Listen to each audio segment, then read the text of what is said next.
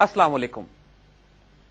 جس دور میں سلطان صلاح الدین ایوبی فلسطین اور شام میں صلیبی جنگوں میں مصروف ہوتے ہیں، تقریباً اسی دور میں افغانستان میں غزنوی ڈائنسٹی تبدیل ہو جاتی ہے اور اس کی جگہ غوریوں کی حکومت وجود میں آتی ہے۔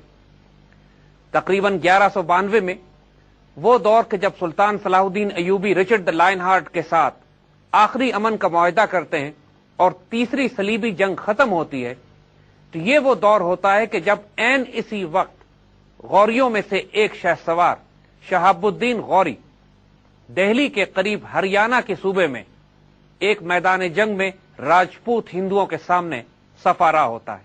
غوری سلطنت کے قیام سے پہلے آپ کو یاد ہوگا کہ محمود غزنوی نے ہندوستان پر 17 حملے کیے۔ ان کے تمام حملوں کا مقصد ہندوستان پر قبضہ کرنا نہیں بلکہ ہندوستان کو سافن اپ کرنا تھا، نرم کرنا تھا بعد میں آنے والے مسلمانوں کے لیے کہ وہاں جا کر اسلامی ریاست قائم کی جا سکے۔ لیکن جو آج کا پاکستان ہے، پشاور سے لاہور اور ملتان تک کے سارے علاقے محمود غزنوی نے اپنی غزنوی ریاست میں شامل کر لیے تھے۔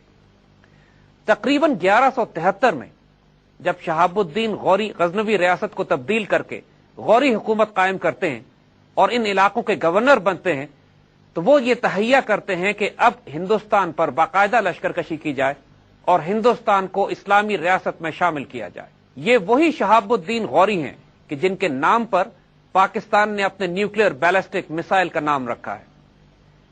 غوری سلطان راجپوت ہندوؤں اور برہمنوں کے دلوں میں اس وقت جو دہشت طاری کر رہے تھے، آج بھی وہ دہشت غوری کے نام سے انڈینز پر قائم ہے۔ دہلی سے تقریباً 150 کلومیٹر دور ترائن کے میدان میں ترک فوج راجپوتوں کی ہندو فوج کے سامنے صف آرا ہوتی ہے۔ ہندوؤں کے لشکر میں تقریباً 2 لاکھ سوار، 300 ہاتھی اور بے اندازہ پیدل فوج ہوتی ہے۔ دہلی کا راجہ گووندا بذات خود اس کی قیادت کرتا ہے۔ شہاب الدین غوری کی فوج میں موجود ترک دستوں نے اس سے پہلے کبھی ہاتھیوں کی اتنی بڑی دیوار نہیں دیکھی تھی۔ نہ مسلمانوں کے گھوڑے ہاتھیوں سے مانوس تھے۔ مسلمانوں کی فوج کو 3 حصوں میں تقسیم کیا گیا، رائٹ فلینک، لیفٹ فلینک اور سینٹر۔ شہاب الدین غوری نے خود مرکز یا سینٹر میں اپنی جگہ بنائی۔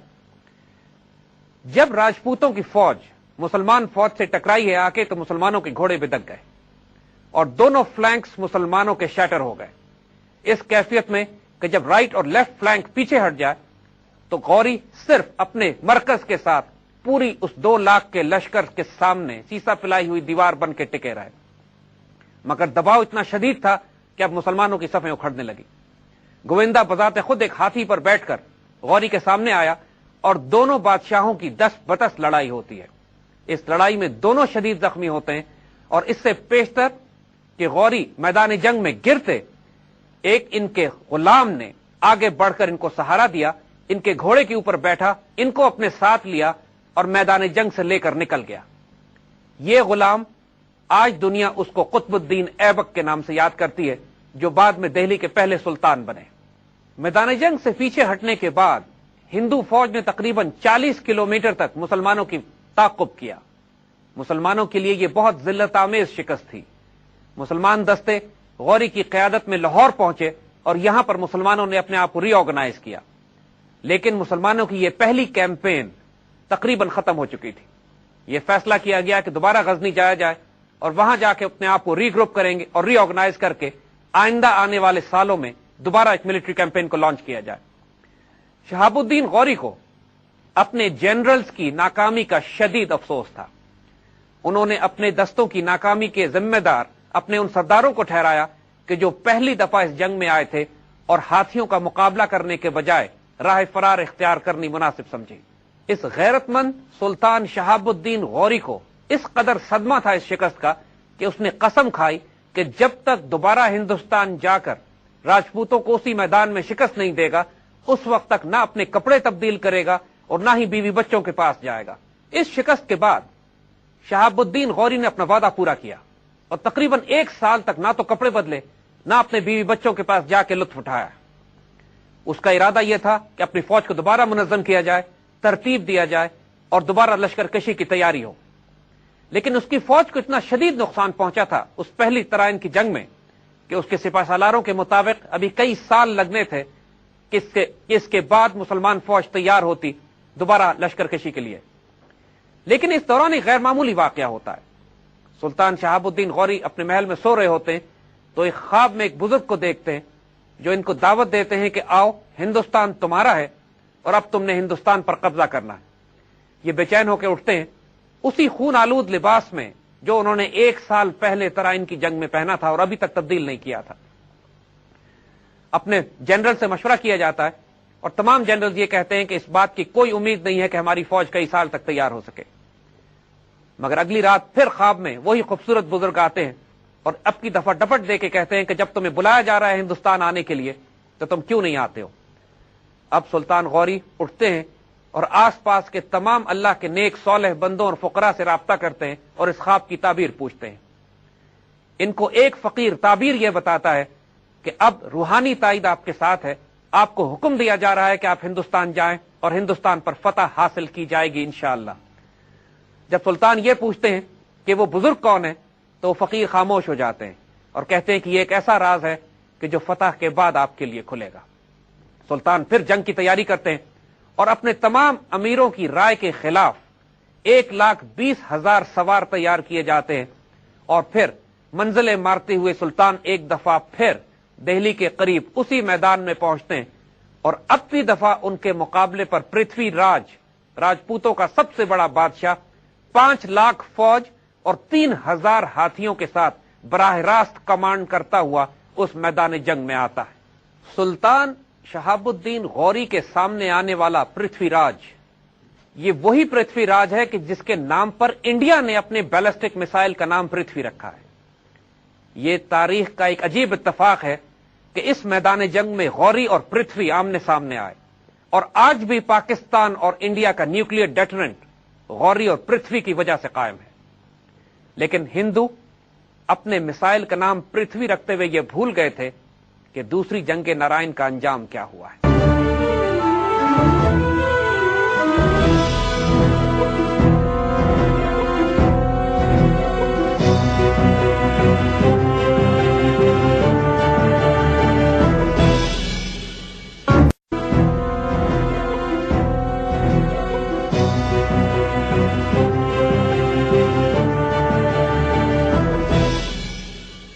اس سے پہلے کہ ہم جنگ ترائن پر بات کریں ہم تھوڑا سا تاریخ میں پیچھے جانا چاہیں گے.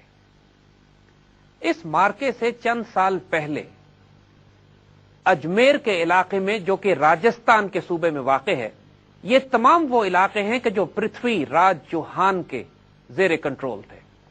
اس علاقے میں زبردست جنگجو قوم راجپوت آباد تھی اور پورے ہندوستان میں ان سے زیادہ طاقتور راجے اور مہاراجے کوئی نہیں تھے اور ان سب میں سب سے زیادہ طاقتور پرتھوی راج تھا. یہ علاقہ اجمیر کا پرتھوی راج کے زیر کنٹرول تھا. یہاں پر اتنے درندے اور سخت وحشی قسم کے لوگ رہتے تھے کہ جب بیٹی پیدا ہوتی تھی تو اس کو چھری سے ذبح کر دیا کرتے تھے. نتیجتاً اس قوم میں عورتیں کم اور مرد زیادہ تھے اور وہ ایک ناپاک رسم شروع ہو گئی جس کو انگریزی میں پولی اینڈری کہتے ہیں, یعنی ایک عورت کئی مردوں سے نکاح کرتی تھی. اس درندہ قوم کے سامنے خاص طور پر مسلمان دشمنی میں یہ سب سے آگے ہوا کرتے تھے. پرتھوی راج کی فوجوں میں یہی راجپوت ہوتے تھے کہ جنہوں نے سلطان غوری کی فوجوں سے پہلی جنگ ترائن میں مقابلہ کیا تھا. ایسے علاقے میں جہاں وحشی جانور آباد ہو, یہ وحشی قوم آباد ہو اور ہندوؤں میں جادو کی کثرت ہو, اس جنگل و بیابان میں ایک درویش فقیر آ کر آباد ہوتا ہے اور ہلچل مچا کے رکھ دیتا ہے. یہ فقیر جب اس جنگل بیابان میں اپنی کٹیا ڈالتے ہیں اور آہستہ آہستہ آس پاس کے لوگ مسلمان ہونا شروع ہو جاتے ہیں تو پورے علاقے میں کوہرام بھی مچتا ہے اور تہلکہ بھی مچتا ہے. ان کے پاس راجپوتوں کی ٹولیاں آتی ہیں اور ان کا امتحان لینے کی کوشش بھی کرتی ہیں اور غصے اور سختی سے ان کو یہاں سے نکالنے کی بات بھی کی جاتی ہے. لیکن یہ فقیر اپنی جگہ پر قائم رہتا ہے اور اللہ کی کوئی تائید غیبی ایسی ہوتی ہے کہ جو ان کو نکالنے آتا ہے دہشت زدہ ہو کے یہاں سے چلا جاتا ہے, بلکہ متاثر ہو کر اسلام قبول کر لیتا ہے. ایک غیر معمولی روحانی تائید, ایک غیر معمولی روحانی وجود کہ جو اس علاقے میں ایک ایسا انقلاب برپا کر رہا ہوتا ہے جس میں نہ کوئی تیر استعمال ہوتا ہے نہ تلوار, اور صرف ایک فقیر اپنے रूहानी वजूद की बरकत से उस इलाके में इस्लाम फैलाना शुरू कर देता है। जब इस्लाम के तेजी से उस इलाके में फैलने की खबर पृथ्वीराज चौहान तक पहुंचती है तो वो आग बगूला हो जाता है और वो हर मुमकिन कोशिश करता है कि किसी तरीके से इस फकीर को यहां से निकाल दिया जाए। मगर पृथ्वीराज की मां एक समझदार औरत होती है, उसको हिंदू ज्योतिषियों ने और नजूमियों ने यह इत्तला की होती है कि इनके इलाके में एक बहुत बड़े बुजुर्ग ने आना है और अगर कोई इन बुजुर्ग की तौहीन और बेइज्जती करेगा तो उसके नतीजे में पूरी सल्तनत तबाह हो जाएगी और जो इन बुजुर्ग की इज्जत करेगा उसको दुनिया में इज्जत मिलेगी। वो औरत जब तमाम अहवाल की तफ्तीश करती है तो जान जाती है कि यही वो बुजुर्ग हैं कि जिसके आने की इत्तला इसको दी गई थी। वो पृथ्वीराज को मना करती है कि किसी सूरत में इन बुजुर्ग को तुमने तकलीफ नहीं देनी, लेकिन पृथ्वीराज अपने गम और गुस्से में, अपनी शिद्दत में, अपने तास्सुब में और नफरत में जो उसको मुसलमानों के साथ थी, कोई मौका ऐसा जाया नहीं करता कि जिसमें इस फकीर और इसके साथियों को अजियत ना दी जाए। याद रखिएगा, ये वो वक्त था कि जब मुसलमान फौजें हिंदुस्तान में थी ही नहीं। ये तमाम इलाके कट्टर हिंदू राजपूत इलाके थे और किसी किस्म की कोई पॉलिटिकल, इकोनॉमिक और मिलिट्री मुस्लिम अथॉरिटी इस इलाकों में वजूद नहीं रखती थी। इस इलाके में मुसलमान फौजों से पहले ये फुकरा पहुंचे थे और बराह रास्त इन राजपूतों के बीच में बैठकर इनको इस्लाम की दावत देनी शुरू की थी। एक वक्त ऐसा आता है कि पृथ्वीराज इस फकीर के चंद मुरीदों को पकड़कर उनके हाथ और उंगलियां काट देता है और उनके पास रवाना कर देता है। जब ये अपनी कटी हुई उंगली लेकर इनके शागिर्द अपने पास पहुंचते हैं तो बुजुर्ग अपने फकीर मुरीद से कहते हैं कि फिक्र ना करो, इस उंगली को जमीन में दफन कर दो और साथ ही पृथ्वीराज पर भी मट्टी डाल दो। यह वाकया उस वक्त पेश आता है कि जब पृथ्वीराज का तकब्बुर अपने उरूज पे था, क्योंकि एक साल पहले वो शहाबुद्दीन गौरी की फौजों को बुरी तरह शिकस्त देकर वापस अफगानिस्तान रवाना कर चुका होता है और उनको इस बात का पूरी तरह इल्म होता है कि अब मुसलमान कई बरस तक दोबारा हिंदुस्तान का रुख नहीं करेंगे। जब ये फकीर जलाल में आता है तो साथ ये भी कहता है कि पृथ्वीराज, तुझे मैंने जिंदा गिरफ्तार करके मुसलमान फौजों के हवाले कर दिया। जब यह खबर पृथ्वीराज तक पहुंचती है तो वो हंसते हंसते अपनी कुर्सी से नीचे गिर जाता है और फिर मजाक और तंज में कहता है, कौन सी मुसलमान फौज आएगी मुझे गिरफ्तार करने के लिए। जिस वक्त ये फकीर ये जुमला कहते हैं कि पृथ्वीराज को जिंदा गिरफ्तार करके इन्होंने मुसलमान फौज के हवाले कर दिया, ये वो वक्त होता है कि जब शहाबुद्दीन गौरी अफगानिस्तान में वो ख्वाब देखता है कि जिसमें एक फकीर आके इससे कहते हैं कि हिंदुस्तान तुम्हें दे दिया गया है, आओ इस पर कब्जा कर लो। और शहाबुद्दीन गौरी तमाम गौर व फिक्र के बाद अपनी फौजों को लेकर तरियाना के मैदान में दोबारा पहुंचता है। ये वो फकीर कि जो ख्वाब में आकर जिन्होंने शहाबुद्दीन गौरी को नसीहत की और एक जलाल में पृथ्वीराज को सजाए मौत सुनाई, वो सुल्तानुल हिंद हजरत मोइनुद्दीन चिश्ती होते हैं।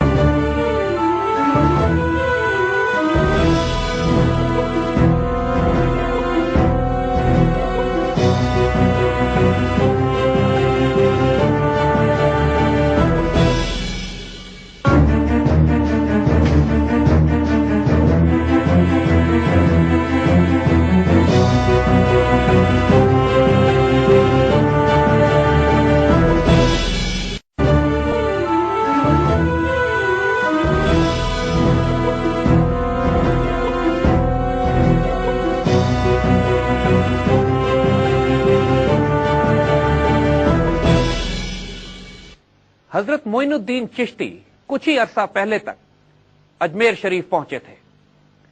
अजमेर शरीफ तशरीफ लाने से पहले आपने बगदाद में हजरत शेख अब्दुल कादिर अल जिलानी की सोहबत से भी फैज हासिल किया और हिंदुस्तान आने से पहले आपको इसकी खुशखबरी और बिशारत खुद रोज़ा मुबारक पे हुजूर सल्लल्लाहु अलैहि वसल्लम के दरबार पर हाजिरी के वक्त दी गई।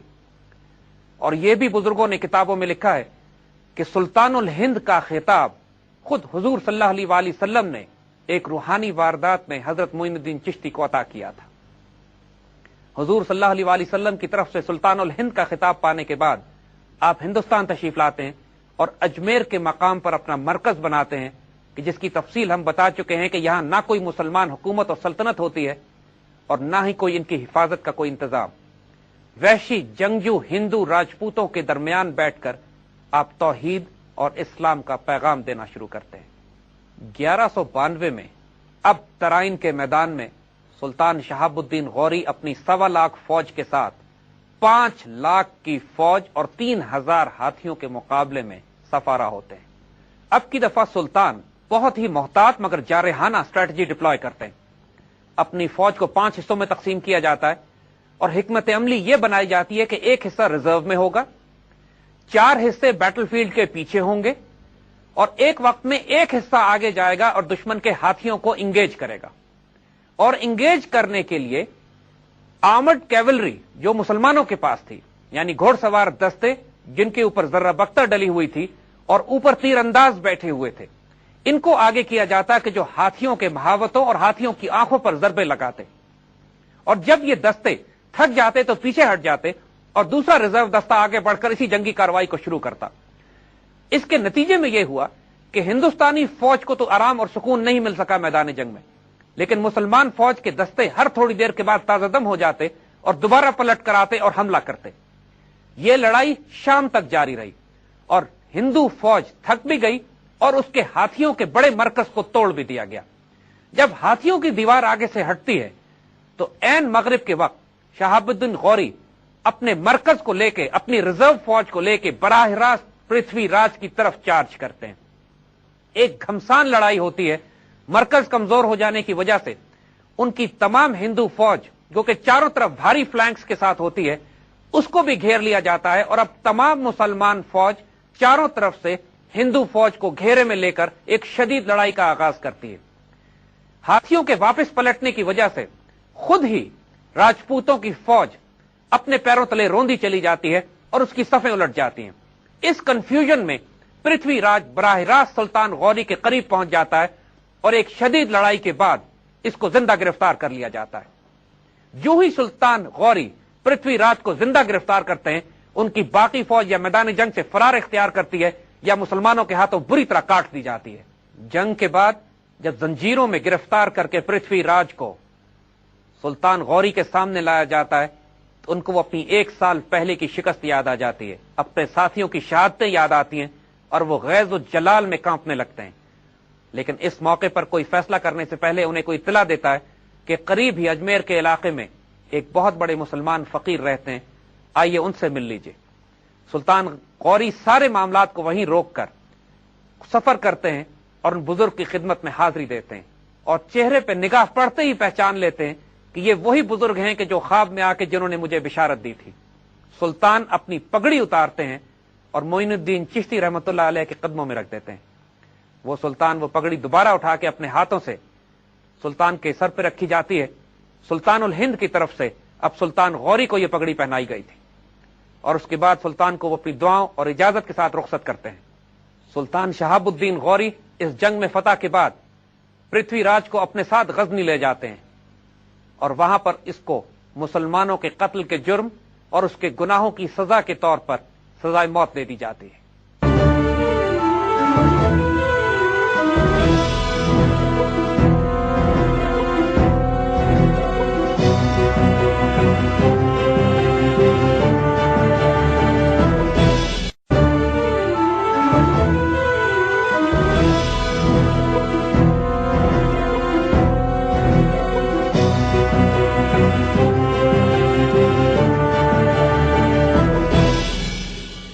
इस जंग में फतह के बाद तारीख में पहली मर्तबा दिल्ली बराह रास्त मुसलमानों के कंट्रोल में आ जाता है। दिल्ली का शहर अब एक इस्लामी शहर होता है।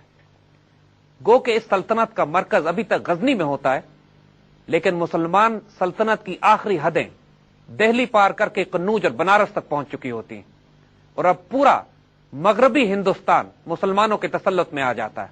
तकरीबन 1206 ईस्वी तक सुल्तान गौरी बड़ी शान के साथ इस पूरी रियासत पर हुकूमत करते हैं, मगर 1206 ईस्वी में जेहलम के पास एक सफर के दौरान जब वो आराम कर रहे थे तो कुछ शरपसंदों ने मौके से फायदा उठाते हुए सुल्तान को शहीद कर दिया। सुल्तान शहाबुद्दीन का मजार इसी मकाम पर रावलपिंडी से चंद किलोमीटर फासले पर आज भी कायम है।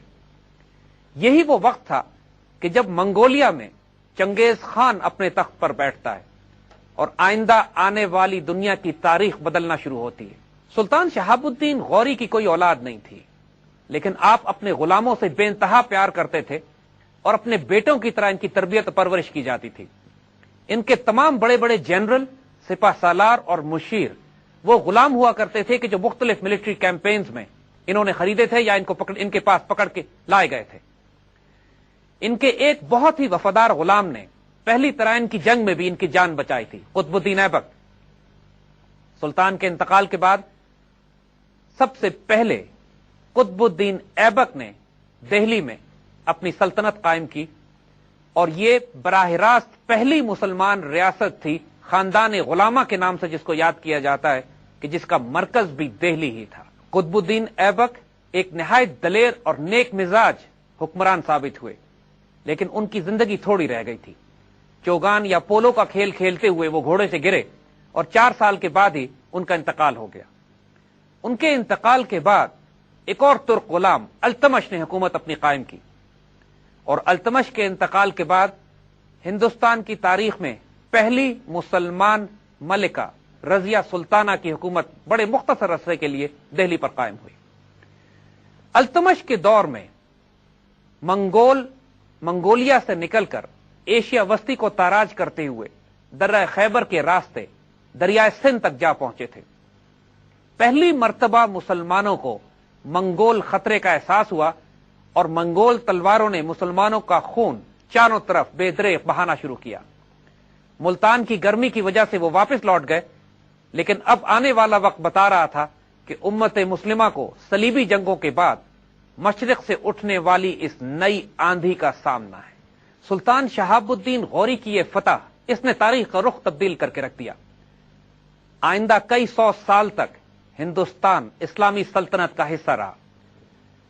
ان کے غلام قطب الدین ایبک نے سب سے پہلے جو آرکیٹیکچرل کنسٹرکشنز کی وہ آج بھی قائم ہیں، اور مسلمانوں کی نشانی کے طور پر ہندوستان میں ان کی بڑی عزت کی جاتی ہے۔ قطب مینار تو یونائٹڈ نیشنز کی طرف سے بھی ورلڈ ہیریٹیج کا حصہ بنا دیا گیا ہے۔ پہلی مسجد جو شمالی ہندوستان میں بنائی گئی، مسجد قوت الاسلام، وہ بھی قطب الدین ایبک نے قائم کی۔ ایبک کے بعد کئی ڈائنیسٹیز آتی رہی یہاں پر، اور آخر میں مغل حکمران آتے ہیں جن کی قیادت بابر کر رہے تھے۔ بابر نے جو مغلیہ سلطنت قائم کی، اس نے آج کے ہندوستان کو وہ رنگ دیا ہے جو آج آپ دیکھتے ہیں۔ تمام تر ترقی، عمارتیں اور تہذیب جس کی وجہ سے آج ہندوستان پہچانا جاتا ہے یا آج بھارت پہچانا جاتا ہے، وہ تمام کا تمام اس برکت کی وجہ سے ہے کہ جو مسلمانوں نے 1000 سال یہاں حکومت کی، اور خاص طور پر کئی 100 سال کی وہ تہذیب کہ جو مغلوں نے آ کر یہاں قائم کی۔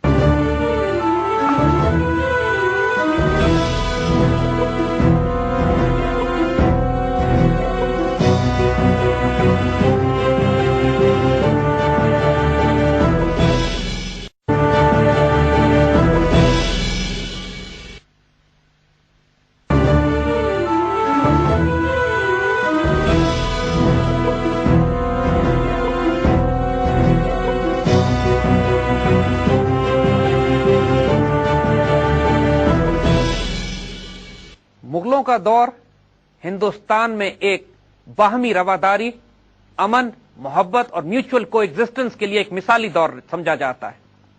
اس بات کے باوجود کہ یہاں پر تمام قومیں آباد تھیں کہ جن میں باہمی تاریخی اختلافات تھے، مغلوں نے رواداری کی وہ مثالیں قائم کی ہیں کہ جس کی مثال مسلمانوں کے اس دور جو کہ اندلسیہ میں قائم تھا یا خلافت عثمانیہ میں قائم تھا، اس دور سے اس کی تشبیہ دی جا سکتی ہے۔